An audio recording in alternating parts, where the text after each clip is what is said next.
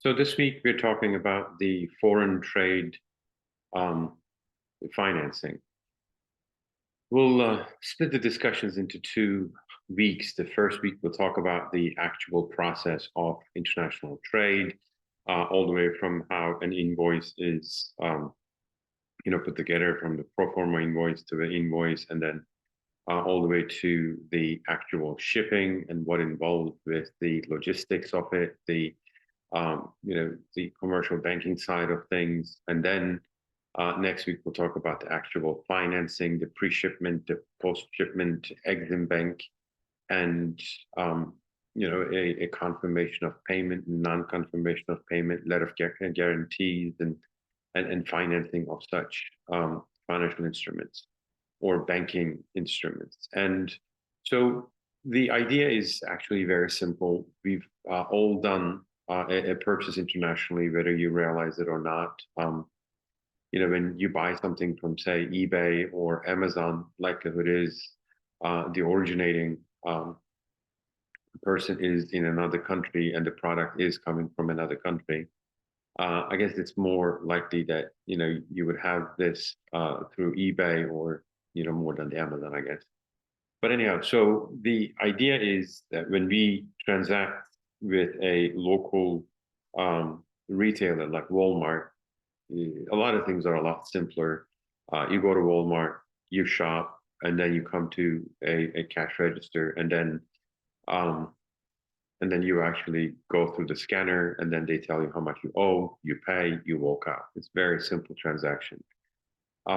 So there are certain guarantees attached to this transaction. Like, for instance, you go home, you find out one of the products that you bought is broken. You could return it, and you could go back to Walmart, ask for a refund or a replacement. And after all, Walmart is right there. I mean, it's very, very simple process. And you're protected by the consumer laws and federally, state, city, parish. I mean, it's a pretty safe and a very common, very reliable system. So when you start to have a larger transaction, say $500,000 or $1 million or $5 million, then the transactions start to get a little bit more scrutinized. There is a little bit more suspicion involving the product, the transaction, the payment, when the payment will be done. Will you exchange the product and the payment at the same time?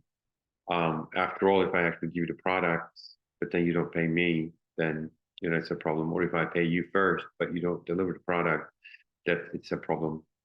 So, when you buy a house, for instance, the closing is always at a lawyer's office, or almost always is a lawyer's office, and you have the lawyer actually transacting on behalf of several parties involved with the transaction. And it is just a home for a few $100,000 or a few $1 million.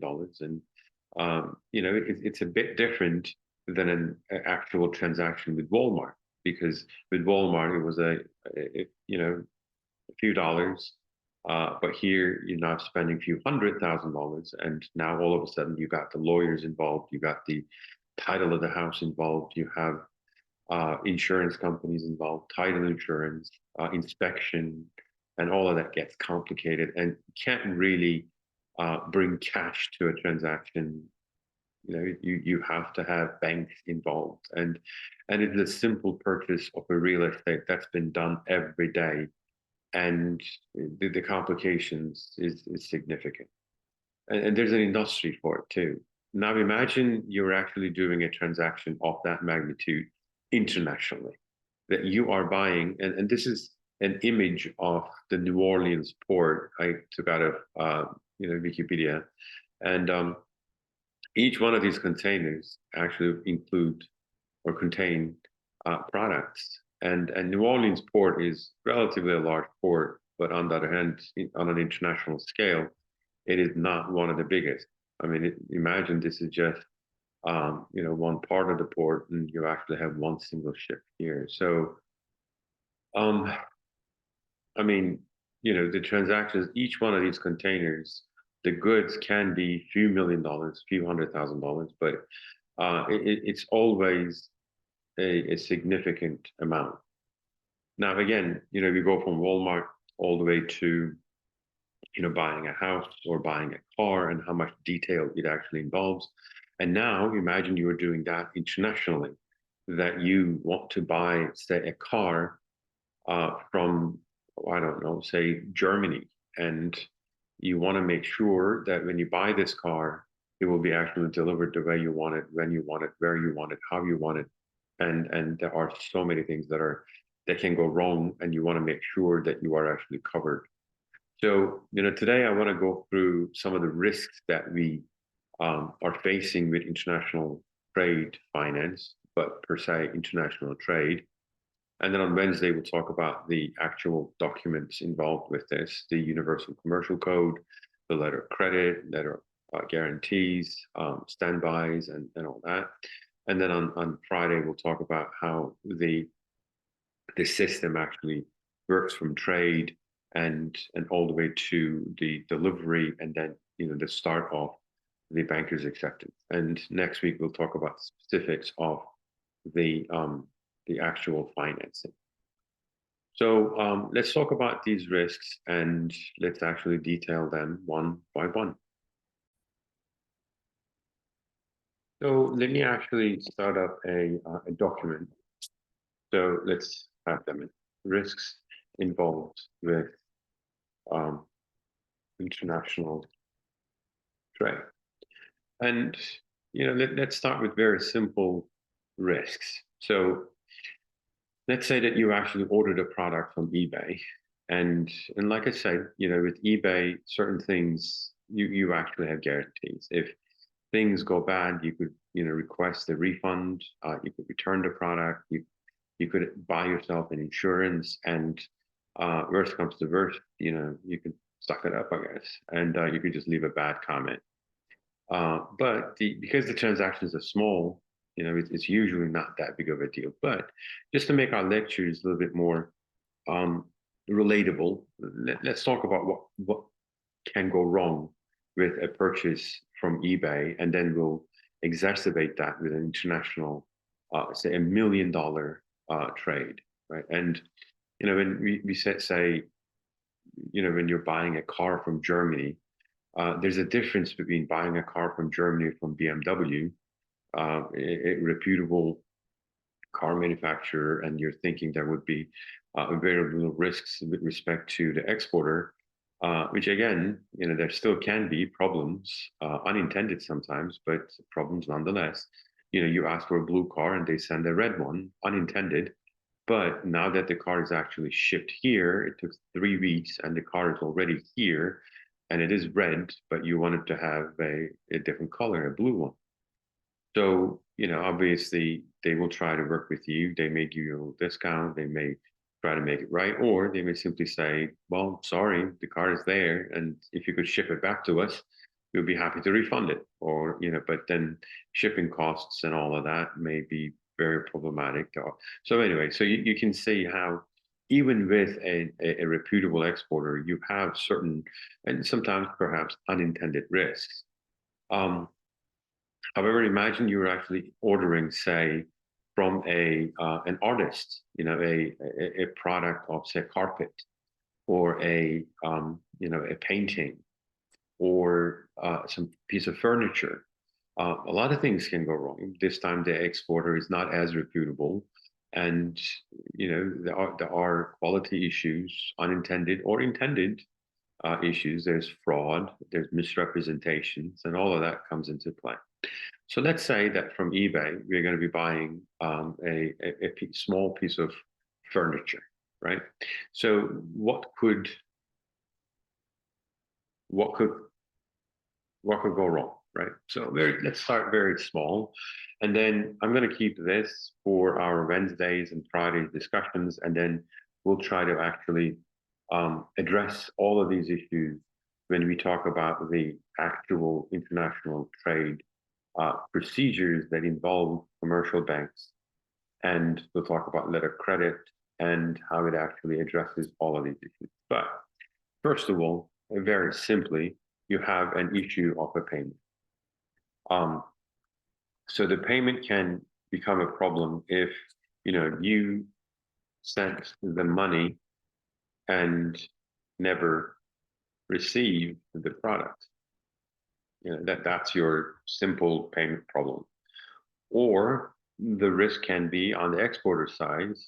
They sent the product, you never pay. It works both ways. The transaction has to protect both the buyer and the seller, or the importer and the exporter.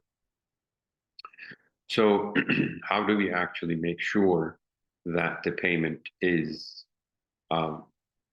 safe along with the product's delivery? Like I said, when you go to Walmart, it's a very simple transaction. You walk out, you have your products, and then you pay, and then you walk away.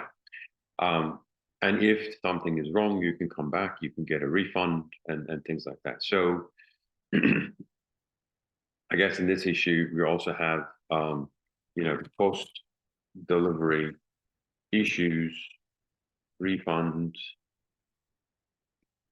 or returns. Again, with a simple product, from eBay, these may be issues that can be quickly resolved, easily resolved. But say for a container full of products that are, say, I don't know, a few $1 million, then you actually have issues.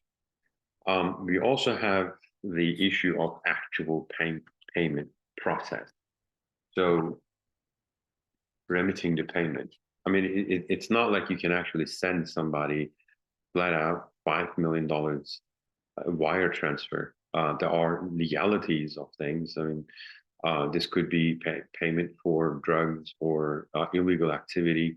And obviously, you need to justify why you're sending somebody such a large sum. So for our eBay, it's usually not that big of a deal since the amounts are small, but we have to think about the legality of remitting the payment, and how you're going to be doing it, and then the costs involved with it, and then the timing involved with it, and all that.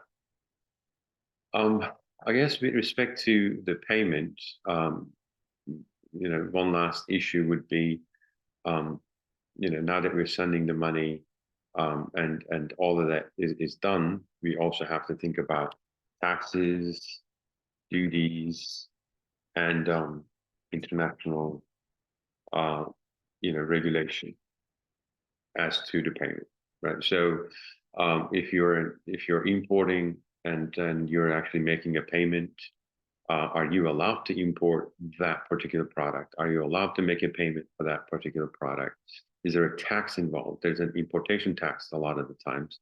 It could be that there could be duties, quotas that you have to make sure that you're not, legally obscuring, and that could get you into trouble. So that's simple payment. Now let's talk about what other things can go wrong. And remember, we are going to be addressing all of these issues when we talk about the actual process of international trade, but specifically the letter credits. So the delivery can actually be can go wrong. So with the delivery, we were thinking it's so easy, right? Especially with a small product. I mean, nowadays, you ask for a delivery, DoorDash, Uber Eats, they deliver like in a minute. And then Amazon, next day or 2 days. eBay, we wait a couple of days, but they deliver. The post office is great. UPS, FedEx, they're all great. But now you're actually dealing with a delivery on a ship internationally.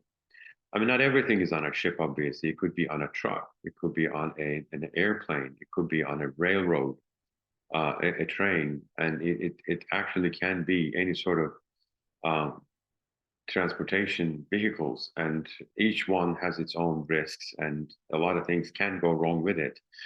Just a few years ago, there were issues of piracy with ships around the world. And it is something that I find fascinating in the 21st century, and that we still have to deal with piracy. Yet it's a reality, it's a fact, and we have to think about it. So then the delivery becomes like first of all, say any delays, very, very simple. Are you okay with receiving your products in say a couple of days late or a couple of weeks late or let's say a month late? Just the other day there was a strike on one of the ports in the US, and those types of strikes can actually delay shipments up to a few months. And under normal circumstances, this is fine. But if you're actually importing, say, a perishable item, ooh, then you have a problem because that delay might mean that your products will be unusable when you receive them. So who's to blame? Who's going to pay? Is there going to be an insurance? And if there's an insurance, who's paying for the cost of the insurance? And what are you going to include in the insurance? Do you include the piracy? Do you include strikes? Do you include act of God? Do you include and all of these are costs that increase or that raise with the individual concerns that you have with respect to the delivery. So, how do you want it delivered? Do you want it on a truck? Do you want it on a train or a ship or an airplane? It depends on how fast you want it. How there's a cost and speed and obviously the actual logistics of it. Unfortunately, at every aspect of the international trade, you might actually end up having a multiple um, vehicles. While you cross an ocean, it will always be an ocean liner. But then once your goods are on the port, well, it needs to be delivered from the port to your location, and that usually may involve a van or a truck or an 18-wheeler. I mean, it depends on the product here. But in our case, with say eBay, you probably will have it through an airplane and then from the airplane to your location, probably with a UPS truck. So we want to define how, and obviously with this, we have issues such as accidents. We have issues as, um, you know, like I said, issues like piracy, um, act of God, a hurricane, a strike, so I want to say unintended issues. And then there's obviously intended issues, thefts, fraud. Um, you actually are importing a very nice piece of furniture, and um, people who during the transit they like this furniture and they take it and replace it with something crappy. So there might be fraud, theft. So fraud, theft, damage, but intended damage. And then with the unintended, you could actually say act of God, strikes, weather, and you get the idea. So obviously with delivery, we also are concerned about the delivery location. Um, we want to have a delivery to New Orleans, and but if the exporter wants to make it cheaper, they may just want to ship it to another port like Los Angeles or New York, depending on their location, and they may try to get away with it. So we're also worried about that location. Or you could be in, I don't know, say Oklahoma, and the distance to either of the oceans may be a significant issue for you, and the transportation might become costly. So, from an international trade perspective, you might actually want to make sure that the location is well specified. Um, so, what else can go wrong? I mean, we talked about accidents, and these obviously may include actual accidents or accidents that could have been avoided. For instance, years ago, I used to work for a bank where we imported cars, and I remember one time that some of the cars that were on the ship had um, sea salt damage. Um, I'm not sure how exactly it happened, but it has to do with the containers that they were shipped in. And when the cars arrived, there was a huge patches of paint bubbled up. It was not like something that you could just scrape it up and repaint. It was a bad damage, and um, the importer simply did not accept. However, the issue was that it was not an accident. However, it was an accident, meaning it's not like somebody actually hit the car or dropped something on the car. It was, incredibly unintended. They were really nicely sealed in a container, and everything should have been done well, and they were done well. But something happened, and we really didn't have an explanation. And I don't think that anybody could offer us a um, a satisfying explanation. But the end result was it was a mess. Oh, and we had issues with the locations as well. Like I said, I worked in Istanbul, and a lot of times when we do imports and exports, it depends on which port you specify. And some ports are cheaper, some ports are more expensive, some ports are closer, and some ports are further away. And then if a port is further away, then you have to pay more for the trucking. So all of that needs to be dealt with. How do you want it delivered, and when do you want it delivered? What happens if there are issues with the delivery or on the delivery? So these are only just the payment and the delivery, and we have a few more. So the next category that I would have would be the products related issues. And these might actually seem very, very simple, but they can actually complicate it. So, for instance, um, when I worked in foreign trade financing, I realized how much I didn't know. Like for instance, we were we were exporting corn, and I didn't realize that there were that many different kinds of corn. I mean, just a simple corn. I mean, how much that could be to a corn, right? But it turns out there's just really a lot. Well, first of all, the obvious differences of, the humidity content that leads to mold and not moldy, the color, the size, and then genetic um, heritage, I guess, of the corn. And if there's any genetic modifications of the corn, is it organic? Where does it come from? And I mean, it's just it turns out there really is to this agricultural engineering science, and to me, it was just corn. So we need to have a good definition of the product that we are intending to buy, or we are intending to export, to make sure that we don't have any misunderstandings. So, like I said, if you are buying a car, especially from a reputable exporter, um, things may be a little easier. You may want to say BMW 2024 model, blue, 320, and blah blah blah. Right? I mean, but even that can actually have significant um, product related descriptions, like what sort of accessories you purchased, how you want them, where you want them. And even when you buy a new car from a local dealer, you actually go to the car on the day of delivery, and then you make sure that everything you ordered is as is. And I purchased many cars in my life, and not a single time it actually came exactly as I wanted. There's always something missing, or there's always something delayed. Oh, we'll deliver that next week. Oh, next time you're here, we'll put that on. I mean, really, just can't get one thing straight.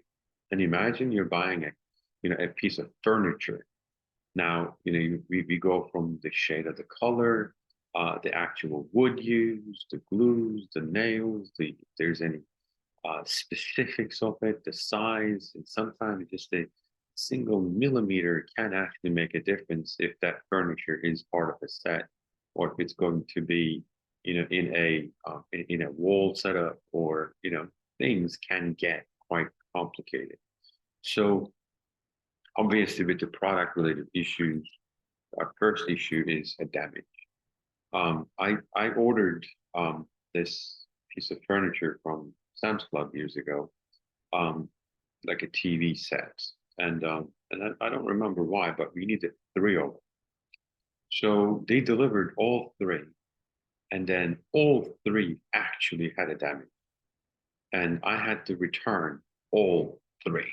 I mean, it's incredible. You know, it was a very well packaged furniture, and all three had a significant damage that was visible, and that was like in the front of each TV center, and it was not in an acceptable condition. So imagine this is only from Sam's Club in Covington down to Mandeville.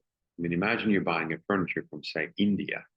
It's in the other side of the world, and it needs to go through a truck from the manufacturer to the port and goes onto the ship. And then from the ship, it goes into a container. And then in the container, there's some movement.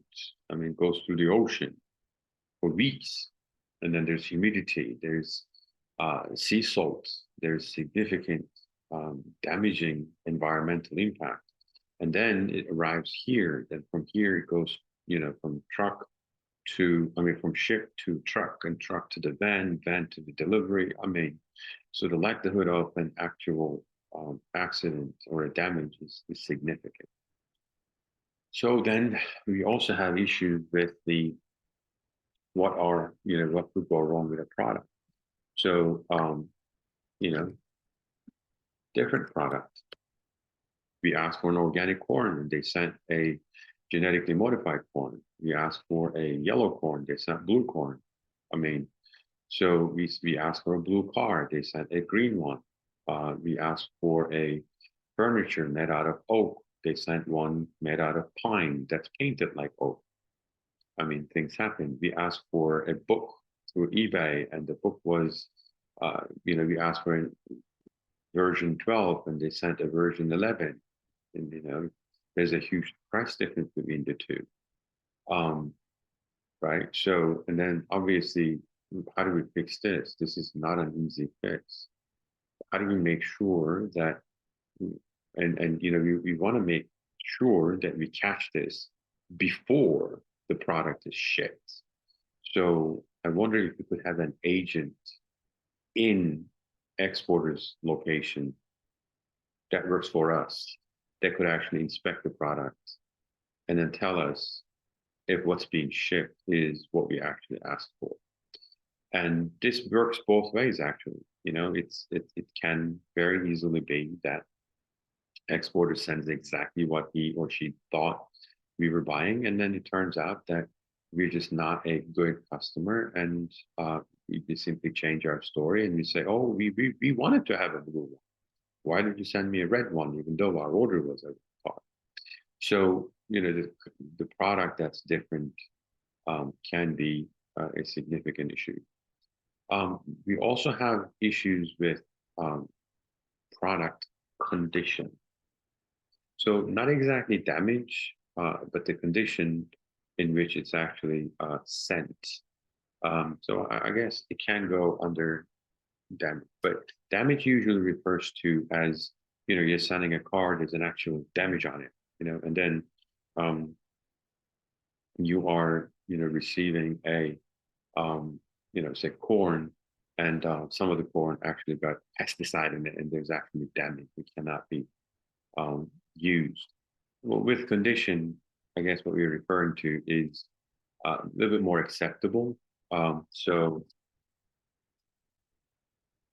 would we have reservations that we may not consider them as damage, but it could be just less than perfect condition.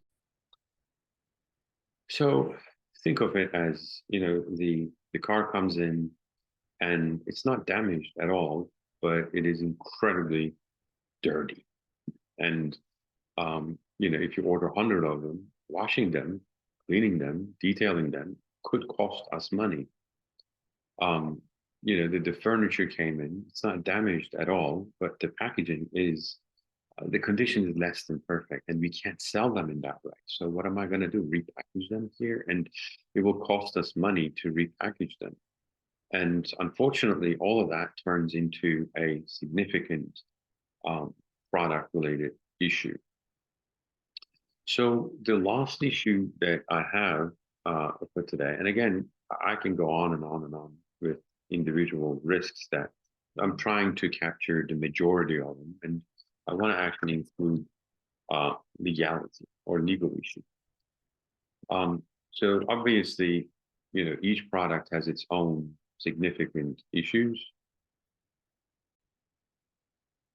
So the legal issues can be, all the way from, actual illegal substances. So I would say like drugs, weapons, etc. To and drugs doesn't have to be, like illegal drugs. It can be prescription drugs. Like for instance, if you are importing a prescription drug, you might actually need a permission, a license to import them. The same thing with weapons. I mean, it just may be that you may need actual, permission or license to import weapons or export weapons. It also could be quotas, tariffs, um, duties, customs, so etc. So, I mean, the product that you are importing might be subject to a quota, and you might have to pay or have a right to an actual import license or quota license. It may be subject to tariffs. There might be custom restrictions as to the product that you are importing. So an example is when I was in college in Massachusetts, and we actually thought of having a business of importing some fine Turkish porcelain, like dining sets to the US and selling them. And it was really interesting to me that, it was a very simple, porcelain dining sets. And how complicated could that be, right? But it turns out, um, for the particular porcelain sets that we wanted to import, evidently there was lead in it to make it stronger, and that any container that or any porcelain or any dining set that includes lead was prohibited from being imported to the U.S. And to me, it was really interesting that individual countries might actually have restrictions. Something that's quite freely available in one country could be restricted in another.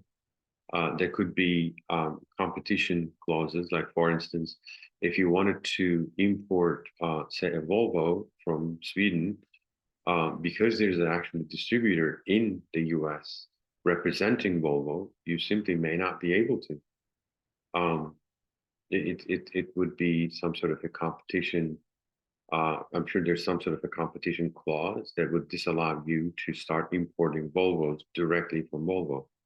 Or it would disallow them to export Volvos having a distributor agreement in the US. So, it doesn't, when we refer to the legal issues, it doesn't even have to be, illegal. It can be legally challenging. So we'd be talking about the customs, for instance. There could be a custom taxes. Just a few years ago, President Trump levied tariffs on aluminum imported from China. And so anytime you actually import aluminum, you have to pay a tariff. So you have to, as an importer, you have to deal with all of this. And otherwise, you wouldn't be able to clear them off customs. So again, 20 plus years ago, when I was actually coming to US, I had 4 big boxes of my stuff, my belongings, my entire life in 4 boxes. And, because I worked in banks for so long, I knew how to, write detailed lists of what's in a box, what's in each of the boxes. And I think in consignment documents, consignmento. So the idea is that you want to be able to tell exactly what's in each box. And obviously in the customs, they have a right to open them, inspect them, and then just to see if you're actually being truthful. And I was really worried that, I was going to miss anything and I was going to get in trouble. So when we came to New Orleans, the boxes actually arrived after us. So about a week later, we received a call from the New Orleans Customs. They said, "You have 4 boxes. Please come and own up to them and pick them up." So I went to the custom office at the airport, and with my wife, we had a minivan, and we were ready to actually pick them up. And we walked into the customs office, and we said we received a call. We were expecting these boxes. And so what do we do? So the lady was very, very nice, and she says, "You've listed everything in the boxes." And I was like, "Yes." And she says, "Is there anything else?" I'm like, "No." She says, "Okay, well, the boxes are over there. Go pick them up." And I was really surprised because it was incredible easy. However, obviously, when you go through a container full of products and you do this commercially, you do this, time and time again, you have issues with actual, legalities of everything that you import or everything that you export. And so, like I said, I wanted to, go over some of the risks for today and just to you know make sure that we understand, especially when we're doing international trade, we expose or we are exposed to risks that we are not even aware of being exposed to. And our idea is to remedy each and every one of these issues, because if you're importing a $10 million, $5 million product, and this is your main business, then you may want to make sure that you have no mishaps, you have no loopholes, you have no issues that you missed. And every one of them can actually cost you significantly. So, we'll talk about the contract that we're going to write. We're going to start from the invoice to the contract and the pro forma invoice and all of that on Wednesday and Friday. And then we're going to talk about the, um, you know, especially product related issues. We're going to talk about some helpful companies who will help us, like inspectors. Like when you're buying a house, you hire an inspector who actually comes and inspects the house and gives you a report. We might actually want to have an inspection for the products that we are importing, and our inspectors partners can be at the exporter's location to make sure that we're just not aware of things after they arrive, but we are aware of things before they're shipped. There's actually a little bit of catch. The catch is that when the product is on the ship, we actually own it. So as an importer, while the product is on the ship and being shipped to us, we actually own it. So once the product is on the ship, free and clear, um, anything that we notice here is after the fact, and it could actually be quite complicated to get a refund or to return the product. And like I said, you're not returning an Amazon product to the Whole Foods. You are actually shipping it back. And that's a whole another actual import-export transaction. So I guess all in all, one of the issues that we will also talk is insurance. But I don't want to list it as a problem. So perhaps I should leave it like this. It is part of the remedy, but it is also part of the issues, because while we'll make the insurance part of our transaction, who will pay for it, what is included in it, and what can be. People can be penny pinchers, especially when you're doing this on a continuous basis. The cost of insurance can add up, so little things may seem not far-fetched, might actually come around to bite us. We also talk about logistics. So again, while we're talking about how logistics can be a very simple thing, we can also be penny pinchers simply because we are doing this on a continuous basis, and small things can add up, but those little things can cost us. I never understood why when they actually send cars, they put plastic film on it, and it's an extra cost, but it turns out it really helps and protects the paint.